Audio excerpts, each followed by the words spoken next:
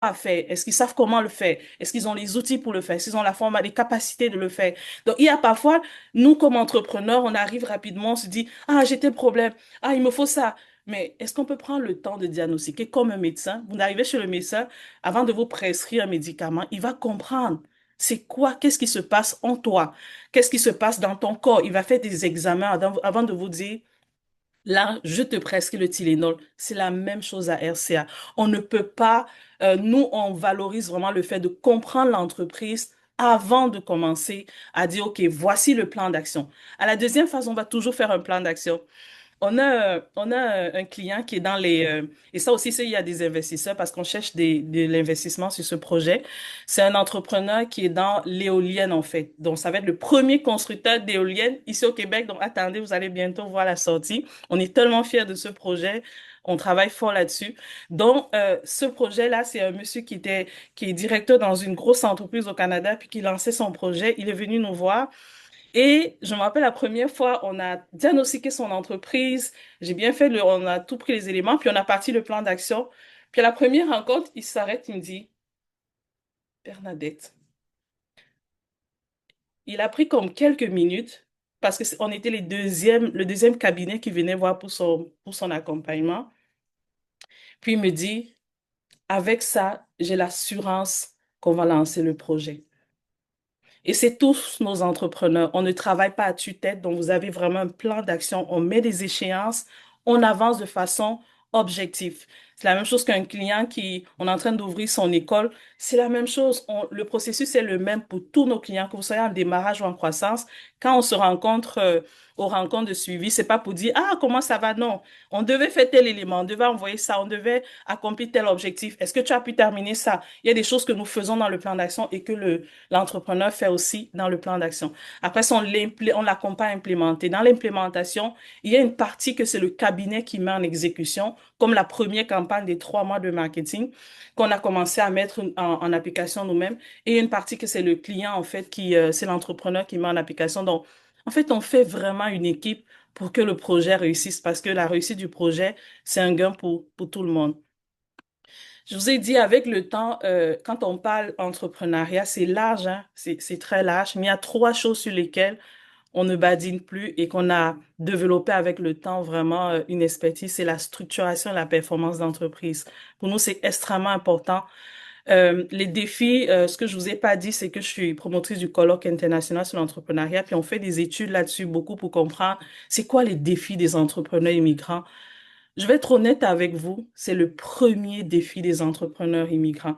C'est pas qu'ils n'ont pas des capacités, ils sont excellents, excellents dans leurs dons, dans leurs capacités. Mais de façon généralisée, je ne sais pas si c'est une culture qu'on a eue, un héritage qu'on a eu de nos pays d'origine, surtout nous, la première génération comme moi. La structuration et la performance d'entreprise est l'un des défis principaux, même si on pense souvent que c'est le marketing et autres, que ce soit les organisations et autres. Deuxième pilier, c'est vraiment le marketing et l'acquisition des clients. Je suis très contente qu'on ait vraiment une formation aujourd'hui encore sur le marketing par la présidente Nina Bouté, parce que le marketing, c'est un pilier extrêmement important qu'on voit les gens en fait abandonner à cause de ça. Et la dernière, c'est vraiment le financement et la gestion financière. Énormément d'entrepreneurs gagnent de l'argent et puis ferment leur entreprise ou abandonnent, pas parce qu'ils n'ont pas généré l'argent, parce qu'ils ont mal géré leur argent. Ils mettent tous dans un compte, ils s'achètent une grosse voiture parce qu'ils ont vu plus d'argent et ainsi de suite. Est-ce que j'ai encore un peu de temps? Vous avez du temps, hein, c'est très édifiant. Prenez OK. votre temps. Ah, merci beaucoup. Donc, la gestion financière, moi, je connais un entrepreneur, heureusement, qui s'est levé aujourd'hui millionnaire. La cause de la gestion financière, en fait, le fisc est rentré dans son dossier. Il y a eu beaucoup d'impact, en fait, parce que il faut comprendre que euh, à tout moment, dans un délai de 5 ans, le fisc, qui est le fisc, vous comprenez ce que je veux dire, peut rentrer dans votre dossier pour dire, donne-moi les preuves de tes ventes, donne-moi les reçus, donne-moi ceci, et on vous donne des amendes bien salées. Il y en a plusieurs entrepreneurs immigrants qui sont tombés là-dedans. Donc, c'est pour ça que pour nous, dans notre plan d'action qu'on fait avec les entrepreneurs, il y a toujours une dimension de gestion financière. Mettez de l'ordre dans vos finances. Le but, ce n'est pas seulement de gagner de l'argent, mais qu'est-ce que j'en fais de cet argent? Ma capacité de gestion fera mon levier financier, en fait. On travaille avec beaucoup de plusieurs partenaires. Donc, on a une équipe fixe, puis on a beaucoup de consultants avec qui on travaille. Nous, on les appelle des conseillers. C'est vraiment des gens qui ont l'expertise du domaine. Donc, c'est pas juste Bernadette ou les personnes internes. On a vraiment dans l'équipe, on a des comptables, des avocats ici au Canada. On a des gens dans le marketing spécialisé là-dedans, dans les organismes de financement, dans les banques, des adjointes. Donc, on a vraiment une banque de personnes avec qui on travaille. Puis si vous aussi, ça vous tente de faire partie de l'équipe, n'hésitez pas, ça nous fera plaisir, en fait, si vous avez une expertise qui est reliée à l'accompagnement des entreprises. Ici, ça c'est aussi, si vous allez sur le site, je pense que c'est déjà déposé, sinon au moins sur notre Facebook et YouTube, c'est déposé. Ça, c'est l'expérience de trois entrepreneurs qu'on a accompagnés. Elle, c'est les épices du Boa. On a justement contribué à ce qu'elle ait une bourse de 50 000 $ dans l'agroalimentaire. Tantôt, j'entendais Léonie dire qu'elle va lancer les jus La Voix. C'est un domaine, il y a beaucoup de subventions et de financements qu'il faut capitaliser là-dessus. Donc, je vous donne un truc là que vous devez savoir. Par exemple, euh, pour avoir les bourses là, il y a des éléments où il faut collaborer avec des organismes publics. Si vous êtes juste accompagné par un coach, il y a de fortes chances qu'on ne vous donne pas. Vous vous demandez, mais pourquoi je suis pas passé en fait? Parce qu'il y a des critères qui ne se disent pas, mais qui justement, il faut les connaître pour avoir ces subventions-là. Subvention veut dire que c'est de l'argent donné et pas prêté. Donc, elle a obtenu, je pense que vous avez vu ça sur les réseaux, 50 000 $ pour soutenir son entreprise. Métissage Québec, c'est une entreprise qu'on a accompagnée. Je me rappelle quand il est venu, Théodore, qui est vraiment un client qu'on aime beaucoup aussi. Quand il est arrivé, l'organisme, en fait, qui est un OBNL, parce que ce que je ne vous dis pas, c'est qu'on travaille aussi avec des OBNL, ça tournait en rond, en fait. Ça faisait près de, je pense, plus de 7 ans que Métissage Québec était fonctionnel, mais en termes de financement, c'était vraiment compliqué. Ce qu'on a fait, on a fait vraiment un diagnostic global détaillé de l'organisation. On a retravaillé vraiment toute la dimension des offres de services. On a retravaillé ces processus. On a retravaillé l'organigramme. Au moment où je vous parle, les subventions, ils n'arrêtent pas de me dire, Bernadette, j'ai eu telle subvention, le CIUS m'a financé comme ça, il y a eu tel élément, vous pouvez aller le voir, l'organisation est vraiment en croissance. Christine Carrier, elle aussi, c'est un couple d'entrepreneurs. Ils sont venus me voir, ils me disaient, ah, Bernadette, on n'arrive pas à... Christine avait un problème de marketing. On dirait que l'entreprise, ça fait 3 ans qu'on essaie, on dirait qu'on n'arrive pas à pousser. Puis je me rappelle, le défi principal de cette entreprise, c'était vraiment euh, les offres de services. Et ça, je vais revenir un peu, juste quelques points que j'ai mis à retenir. Les offres de services n'étaient pas du tout claires. Je dis, mais comment tu veux que la personne paye? Oui, tu donnes des éléments, mais il n'y a rien vraiment de ciblé, de concret, de processus en place. Et quand elle a mis ça en place, les partenariats, l'entreprise en pleine croissance, ça va bien en fait. Là, on est en train maintenant de travailler dans son dossier pour le financement au moment où je vous parle. Donc, c'est des clients comme Théodore, comme Christine qui sont toujours avec nous, avec qui on continue à travailler parce que l'entreprise, c'est comme un enfant, hein. On n'arrête pas de le nourrir. Donc, on grandit avec eux. Souvent, pourquoi les gens vont venir travailler avec nous? La première chose, c'est que vous n'êtes pas seul. On forme dorénavant une équipe avec vous. Donc, ce n'est plus notre équipe devient votre équipe pour qu'on puisse avancer. C'est la première chose. La deuxième chose, parce que vous faites partie d'une communauté, ça veut dire que lorsqu'on a des ressources et des éléments, on vous l'envoie. L'autre élément aussi, c'est nos événements, que ce soit les événements qu'on va toujours s'assurer, on fait des événements mensuellement et l'accès à des diverses ressources. La grâce que j'ai, c'est de pouvoir, je vais dire, rentrer dans le système québécois pour voir ce qui se passe et aussi avoir des ressources. Il y a une cliente justement qui disait, ah Bernadette, j'ai tellement signé de collaboration grâce simplement aux activités de réseautage ou aux personnes qui me disaient, est-ce que tu connais telle personne et tout? Voilà. Et puis ça a débouché à de très, très belles choses. 5 leçons apprises, j'ai dépassé le temps, donc je vais aller rapidement, que je voudrais vous, en fait, vous partager vraiment ces leçons que j'ai apprises avec le temps, qui viennent que ce soit de mon expérience, qui viennent des expériences des clients, qui viennent aussi de mes implications. Je vous ai dit, ça fait 17 ans que je suis au Canada, et des 17 ans, je pense que je me suis impliquée dans les CA au moins ce 15 ans. Donc, dans les CA, dans les organisations, j'ai même pas tout cité là. Je suis toujours dans une organisation, dans un CA où, pour comprendre comment ça fonctionne, pour comprendre le système, pour que justement je puisse donner de la valeur davantage à nos clients, en fait. La première leçon, et j'insiste là-dessus, la clarté de votre vision fera la différence. 90% des clients qui ont bloqué sont en termes de croissance, soit qui avancent rapidement. Très souvent, en fait, leur vision, en fait, n'est pas du tout claire. Ah, moi, j'ai envie de faire ça, puis j'ai envie de faire ça, puis j'ai envie de faire ça. Oh non, je veux... C'est flou, en fait, toutes ces dimensions-là. Ces dimensions, c'est un instant.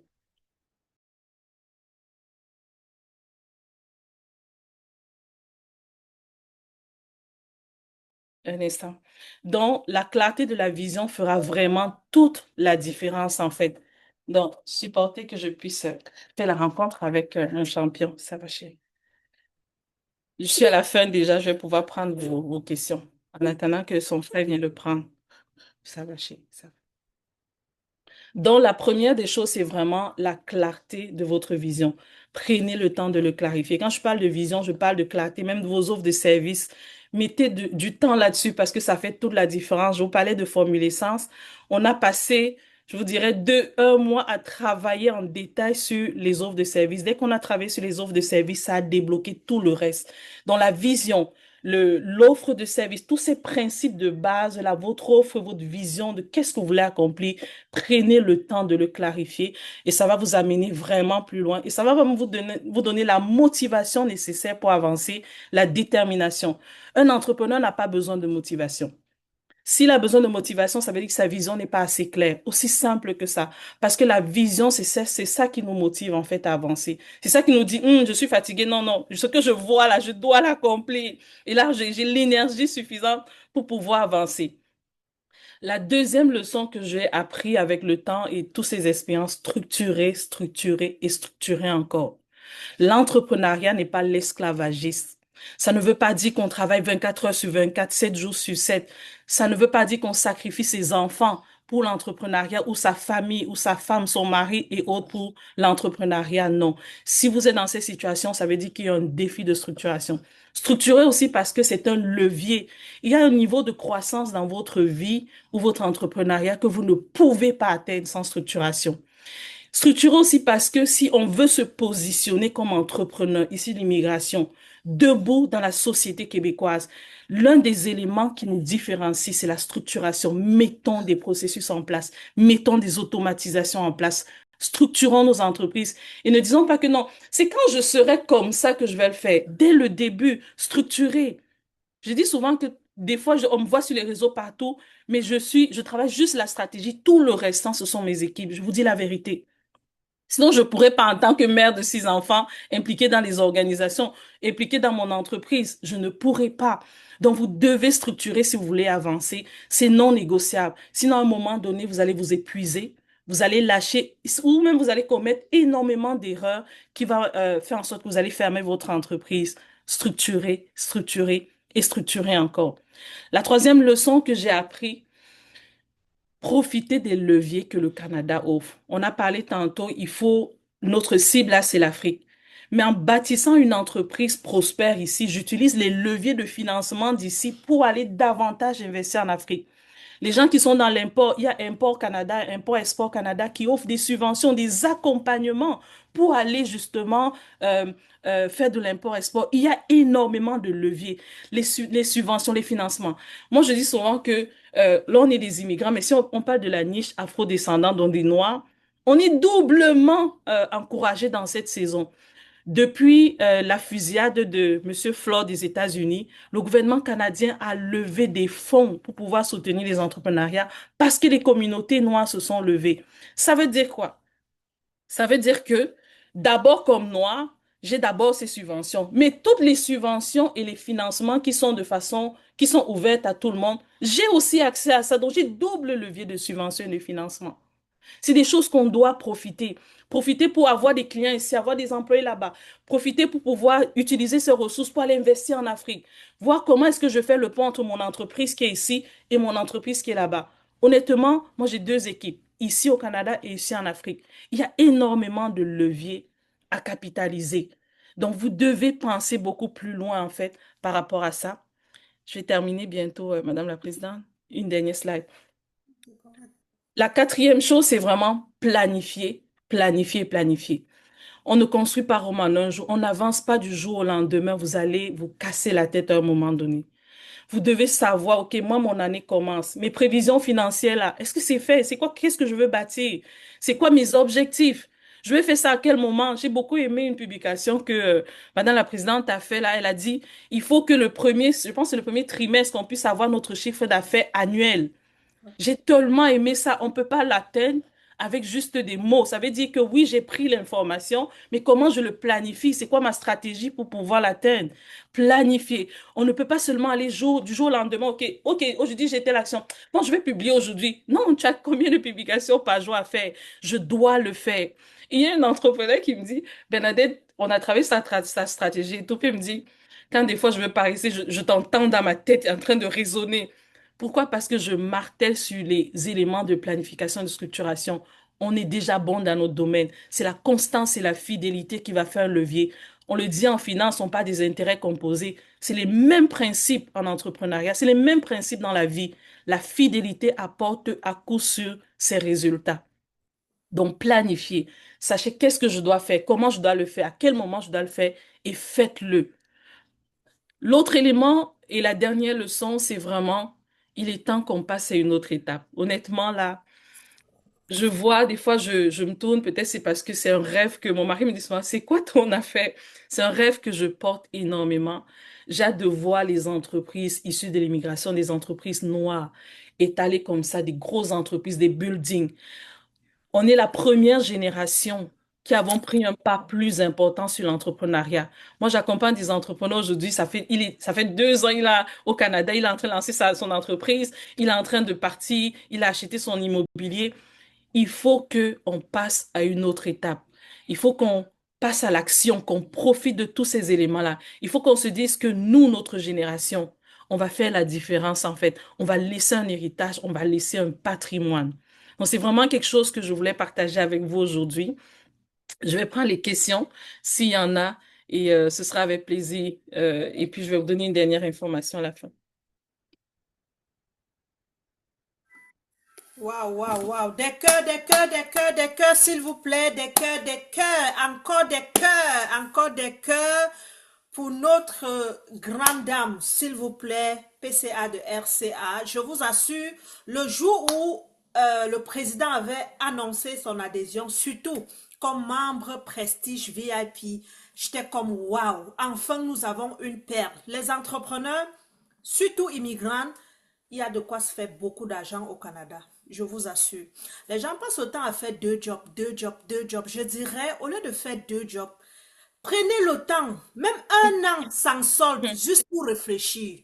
Comment j'utilise le système canadien pour me faire de l'argent? Parce qu'au final, c'est celui qui réfléchit au Canada qui, c'est celui qui réfléchit vraiment qui devient riche. Et un conseiller financier très très important. Il faut comprendre comment fonctionne le système des prêts, comment fonctionnent les cartes bancaires, le RIE, où va mon argent? Et enfin une entreprise, comment je fais pour lever des fonds?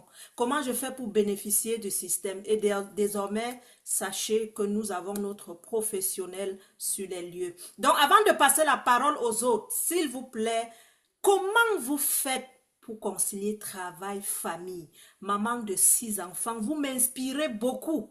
Quel est votre petit secret? Merci pour la question. Je vais être honnête, ça n'a pas été facile. Je suis justement propriétaire d'une école qu'on appelle l'école de leadership où le but, c'est vraiment d'aider les gens à mettre de l'ordre dans leur vie. Et j'ai écrit un agenda dans ce sens aussi. Et c'est vraiment un travail qui, je crois énormément, ça c'est moi, à la prospérité à tous égards. Et c'est comme le fil conducteur qui me conduit. Je pense qu'on n'a pas besoin de choisir entre sa famille ou l'entrepreneuriat ou je sais pas trop quoi. Moi, je suis pas capable. Donc, je suis partout. Mais ce qui se passe, c'est que je suis très, très organisée. Où je vous parle là, j'ai un plan d'action pour personnel, comme j'ai un plan d'action entreprise. Et chaque mois, je dis, OK, voici mes objectifs. J'ai des routines, j'ai un calendrier d'activités que ce soit avec En fait, je suis très, très organisée. Et justement, avec l'école, c'est ce qu'on fait à l'école de leadership. On accompagne d'autres personnes dans ce sens-là. C'est beaucoup l'organisation, la clarté aussi de la vision. Et je ne vais pas non plus aussi mettre de côté toute la dimension de ma famille, que ce soit mon mari, que ce soit mes équipes de travail, qui m'aident justement. Mais la structuration, on est capable. Ma vie, c'est comme en case, en fait. Il y a un temps pour chaque chose et je mets l'objectif en fonction du temps qui est défini. Donc, c'est vraiment comme ça que j'arrive et chaque jour, je l'améliore. Chaque jour, chaque année, je l'améliore. Donc, j'ai des objectifs sur mes 10 sphères de vie. Spirituellement, j'ai des objectifs. Personnellement, en termes de mon bien-être, ceux qui me connaissent, j'aime la nature, j'aime les spas, j'aime profiter de la vie. J'ai des objectifs et des routines, parce que objectif, c'est une chose, routine fait la différence. Ça veut dire que quand on parle de routine, c'est ça qui nous bâtit et c'est ça qui fait le quotidien. Mais si j'ai juste l'objectif, ça ne suffit pas. Mais quelle est ma routine, par exemple, au niveau personnel, ma routine au niveau du travail, ma routine au niveau de mes enfants, ma routine au niveau de mon couple? Ça fait en sorte que je garde l'équilibre et que un ne se perd pas. Et puis, je fais un suivi. Peut-être c'est la déformation professionnelle, mais chaque mois, là, le mois va finir, je vais sortir mon fichier Excel, je vais regarder où est-ce qu'on en est, les enfants aussi, comment ça va leurs études. On va vraiment prendre le bilan, en fait, comme on fait en entreprise. Je le fais pour ma propre vie et c'est ça qui me permet, en fait, d'avancer comme ça. Il y a vraiment du temps pour toute chose. Ah, merci. En tout cas, inspirant. Bon, les optimistes, des questions en zone de commentaires pour ceux qui sont au travail, vous pouvez écrire des questions. Bonsoir, bonsoir, bonsoir, bonsoir, Madame Bernadette Tagne, notre fierté, la fierté de l'Afrique. Alors, j'ai vraiment pris du temps pour écouter cette brillante présentation. Et avec tout ça, j'ai envie de me dire, mais attends, quelqu'un qui est dans la dimension de la promotrice de RCA Group, que fait cette personne dans une organisation comme la nôtre? Est-ce que cette personne a encore vraiment besoin de débourser $1 pour venir dans une organisation comme la nôtre? Alors, je pense que la réponse est dans tout ce que cette brillante dame vient de nous dire. Il faut toujours et toujours reconsidérer de temps en temps ses positions et aller vers vers des perfectionnements. Voilà. Donc, voilà une dame qui vous dit que il est possible d'évoluer sans des chevauchements inutiles. Il y a Khalil qui est malade, donc il n'y a que Nelly qui vient d'arriver. Donc pour le script, ça sera vraiment lent. Il y a le micro ouvert.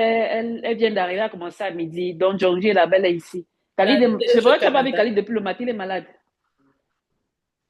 C'est pas que depuis l'autre jour, je le vois seulement le cacher. Il faut seulement. Il parle comme ça. Il y a une interférence là, Madame la Présidente. Nadège Canada. Oh, mais non. Alors, voilà. Donc, totale admiration, Bernadette Agnès.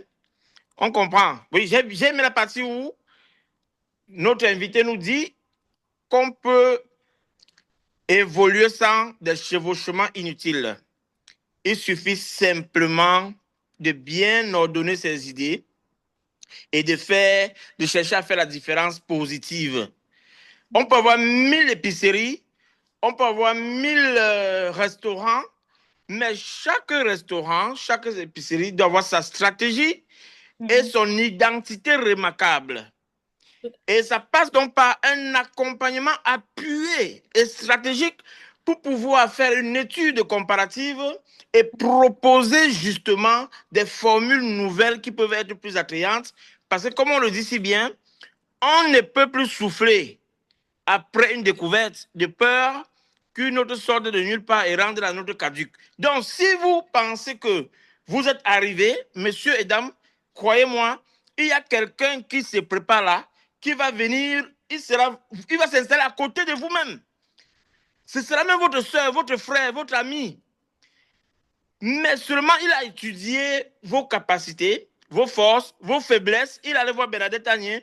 Bernadette Agnès a dit, bon, c'était même mon équipe en appui. Ils sont allés, ils vous ont encerclé. Le lendemain, dès qu'ils lancent, bam, votre business est vide. On est là-bas et vous dites que c'est la sorcellerie de l'Afrique. Oh, il vous a attaché. Oh, il a fait ceci. Oh, il a fait cela. Non. Ça veut dire qu'il est passé chez Bernadette Agnès. Vous avez compris? Donc, mes chers optimistes, je vais maintenant poser ma question. Alors, Madame la PCA de RCA Group, qu'est-ce qui vous a motivé à rejoindre l'organisation patronale international des entrepreneurs immigrants. Comment est-ce que vous appréciez globalement ce projet? Merci. Merci, Monsieur le Président. Je pense que je l'ai dit en inbox. Je vous ai écrit par rapport à ça. J'ai vu, il y a beaucoup d'organisations qui se sont lancées. J'ai été président de Chambre de commerce Québec-Afrique, toujours fonctionnelle. J'ai vu beaucoup d'organisations. Puis il y a une chose qui m'a marqué, puis je pense que je vous l'ai dit dernièrement, c'est Oui, tant que vous étiez prêt. Vous étiez prêt et il y a une dimension de solidarité qui est particulière dans votre approche. Une dimension de vouloir vraiment que les entrepreneurs réussissent. Et ça m'a vraiment touchée. J'ai dit non, je veux embarquer dans ce courant-là parce que on est, je pense qu'on n'a pas le temps, souvent le mot on entend au Canada. Donc ça veut dire qu'il faut être à la bonne place en fait. Il faut vraiment faire le choix de dire, ici c'est des personnes qui veulent avancer, qui veulent construire, qui ne sont pas centrées sur eux, qui pensent à l'autre. J'ai vu toute la campagne qui a été faite par rapport au marché